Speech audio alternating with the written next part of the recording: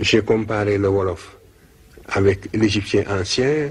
On a dit qu'il fallait donc faire l'inverse, plutôt dégager une famille africaine et puis ensuite comparer cette famille avec l'égyptien. C'est une façon de parler. Une parenté est toujours perçue d'abord entre des langues qui sont relativement éloignées, et cette parenté peut être suivie de proche en proche et on arrive à mettre au point une méthode mieux élaborée pour dégager la grande famille. Nous n'avons pas encore dégagé la grande famille africaine selon des méthodes scientifiques rigoureuses, mais la parenté que j'ai établie entre le Wolof et l'égyptien ancien, et même entre plusieurs langues africaines et l'égyptien ancien, c'est une parenté de type génétique. C'est-à-dire, c'est une parenté qui ne peut pas être fortuite parce qu'elle porte sur la morphologie et la syntaxe. Alors la question que l'on pose est la suivante. Comment se fait-il que ces formes grammaticales soient conservées à travers le temps? Ça, c'est un problème d'histoire, mais que cette parenté soit évidente, qu'elle existe, il n'y a pas de doute.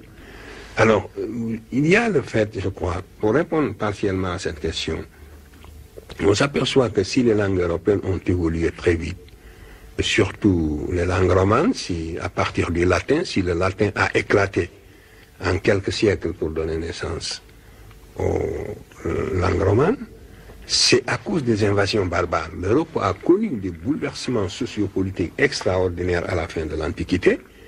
Et des gens d'un autre parler sont venus qui ont bouleversé complètement le latin et qui l'ont déformé de plusieurs manières, et ça a donné naissance aux langues romanes. Alors, un phénomène de ce genre ne s'est pas produit en Afrique, et c'est la raison pour laquelle les formes linguistiques ont été conservées pendant un laps de temps si long. C'est de cette manière qu'il faut comprendre ce qui nous paraît au premier abord comme invraisemblable. Mais le fait existe. L'égyptien ancien est une langue africaine, n'est-ce pas? Et c'est l'attestation écrite la plus ancienne des langues africaines. Et cela nous permet aujourd'hui donc de faire de la linguistique diachronique. Cela nous permet, disposant de ces formes archaïques en quelque sorte, nous avons la possibilité de faire de l'archéologie linguistique en quelque sorte à partir des formes égyptiennes. Et donc c'est d'un intérêt scientifique immense. Je peux vous dire ceci. Toutes les formes verbales égyptiennes ont survécu en Wolof, par exemple. Tous les classificateurs, j'ai pu établir une correspondance phonétique entre les classificateurs égyptiens et les classificateurs Wolof.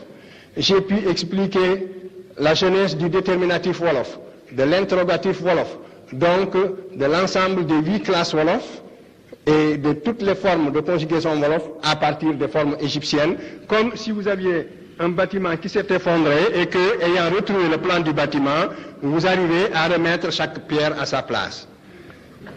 Alors, tout cela pour vous dire que la parenté de l'égyptien ancien et des langues africaines est en fait démontrée, et l'égyptien ancien n'est pas une langue sémitique. L'égyptien ancien n'appartient pas à la famille de l'arabe, il n'appartient pas à la famille de l'akkadien, il n'appartient pas à la famille du libyen, il n'appartient pas non plus à la famille des langues indo-européennes. Ceci a été également démontré au Caire, et au Caire, l'égyptologie a bel et bien pris le virage, et l'égyptologie a reconnu officiellement que l'égyptien ancien n'est pas une langue sémitique. J'ai invité la communauté scientifique à discuter. Voilà. Le colloque du Caire. Lorsque l'UNESCO m'a demandé de participer à la rédaction de l'histoire générale de l'Afrique, j'ai dit que je ne pouvais pas, sous prétexte qu'on écrit un ouvrage de portée mondiale, n'est-ce pas, m'exprimer par des euphémismes. Donc, il faut que toute la communauté scientifique se réunisse au Caire, qu'on débatte de cette question brûlante de l'origine africaine de l'Égypte et de l'origine nègre de l'Égypte, et que tous les savants et spécialistes qui ne sont pas d'accord viennent. Et qu'on les avertisse 2 ans à l'avance au moins, et qu'ils ne viennent pas dire qu'ils ne savaient pas ce qui les attendait. Je garantis la sérénité des débats, je garantis la courtoisie des débats, et du côté africain, je ne serai qu'avec 2 collaborateurs, 2 qui, comme moi, pouvaient lire les hiéroglyphes, les autres je n'en avais pas besoin parce qu'ils ne pouvaient rien apporter. Et même, des historiens qui utilisent des ouvrages de seconde main sur cette question sont plus dangereux que ceux qui ne savent rien. Parce qu'ils se prononcent sur des questions qu'ils ne connaissent pas, et pour toutes sortes de raisons, ils peuvent faire plus de mal que de bien. Donc nous n'étions que 2 finalement. Le 3e même a eu un empêchement. Et cela permettait d'élargir la délégation occidentale et de faire venir tous ceux qui le voulaient. L'Amérique était représentée par son département même d'égyptologie à Luxor. L'Égypte était représentée par la cohorte de ses savants sur place. La France était représentée par ses meilleurs égyptologues, le professeur Vercouter, Leclan, qui sont tous académiciens maintenant, et Sonneron, qui était un des meilleurs pour la langue égyptienne, de Bonhomme.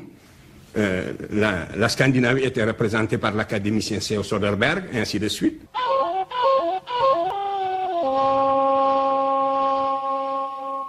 Maintenant, à propos du colloque du Caire, ça a été un combat à armes courtoises qui a permis de clarifier un certain nombre de points. Je vous lis quelques dépositions. À propos de la culture égyptienne, le professeur Vercouter rappelle que pour lui, l'Égypte est africaine dans son écriture, dans sa culture et dans sa manière de penser. Le professeur Leclan est devenu académicien depuis. Il est le plus jeune membre de l'Institut. Donc, le professeur Leclan, lui, reconnaît ce même caractère africain à la civilisation égyptienne dans son tempérament et dans sa manière de penser. Si c'est la culture qui était en jeu, donc la cause est entendue.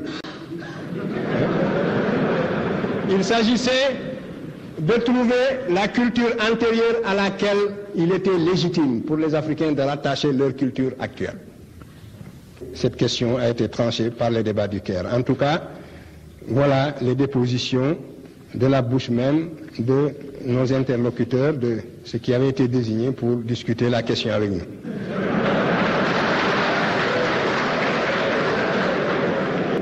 Le professeur Davis a rédigé ce rapport avec une objectivité digne d'éloge, il faut le dire.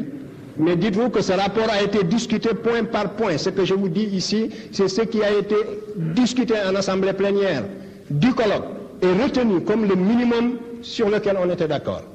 Puisqu'il y a beaucoup de points de désaccord et vous lirez la totalité du rapport. Je vous lis seulement quelques points saillants. Il faudra lire l'ensemble pour avoir toutes les nuances. Alors, à propos de la linguistique, sur ce point, à la différence des précédents, l'accord entre les participants s'est révélé large. Les éléments du rapport du professeur Diop et le rapport du professeur Obenga ont été considérés comme très constructifs. Et le rapport continue. Contre l'affirmation du professeur Diop que l'égyptien n'est pas une langue sémitique, le professeur Abdallah rappelle que l'opinion inverse a été souvent exprimée. Et voici la déposition du professeur Sonneron, qui est le chef de file de l'égyptologie française, au bout de toutes ces discussions et après toutes les preuves que nous avions fournies au tableau. Je rappelle également, pour que vous compreniez bien le sens des phrases que je vais vous lire, que chaque fois que nous faisions une démonstration au tableau, Obenga et moi-même, nous insistions, je prenais soin d'insister sur la valeur de la méthode que nous appliquions. Et nous mettions l'érudition moderne au défi de montrer la moindre différence dans notre démarche scientifique. C'est-à-dire de dire si nous appliquons les mêmes critères scientifiques dans nos démonstrations que ceux qu'ils ont appliqués pour démontrer l'existence de la famille indo-européenne. Et s'il s'est révélé que nous appliquons réellement les mêmes critères, il faut qu'ils le disent dans le rapport. Parce que on avait l'habitude, vous savez, l'expérience sert à quelque chose, on avait l'habitude toujours dans les discussions de salon de dire que oh, c'est un assemblage de mots, que c'est des rencontres hasardeuses, etc., etc. Alors donc tout ceci pouvait être jugé autrement. Alors voilà donc le professeur Sonneron. Plus largement, le professeur Sonneron souligne l'intérêt de la méthode proposée par le professeur Obenga après le professeur Diop. L'égyptien est une langue stable durant au moins 4500 ans. L'Égypte étant placée au point de convergence d'influence extérieure, il est normal que les emprunts aient été faits à des langues étrangères. Mais Il s'agit de quelques centaines de racines sémitiques par rapport à plusieurs milliers de mots. L'Égyptien ne peut être isolé de son contexte africain et le sémitique ne rend pas compte de sa naissance. Il est donc légitime de lui trouver des parents ou des cousins en Afrique. C'est le professeur Sonoron. Vous voyez donc que l'égyptologie a pris le virage de la façon la plus officielle. Et voici la conclusion générale du rapport. La très minutieuse préparation des interventions des professeurs Cheikh Anta Diop et Obenga. Je lui suivez bien parce que les phrases de ce rapport sont toujours carabinées. Alors si vous ne le suivez pas, le sens vous échappe. Alors, le texte dit ceci. La très minutieuse préparation des interventions des professeurs Cheikh Anta Diop et Obenga n'a pas eu, malgré les précisions contenues dans le document de travail préparatoire envoyé par l'UNESCO, une contrepartie toujours égale. Il s'en est suivi un réel déséquilibre dans les discussions. Sur le plan de la méthodologie scientifique, il faut absolument être sévère avec soi-même.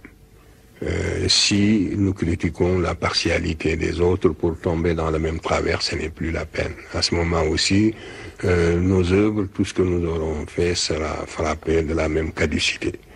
Je crois que sur le plan de la rigueur scientifique, il n'y a pas de concession à faire. Il faut absolument être sévère avec soi-même. À formation égale, la vérité triomphe. Arrachez votre patrimoine culturel. Il n'y a pas d'autre voie.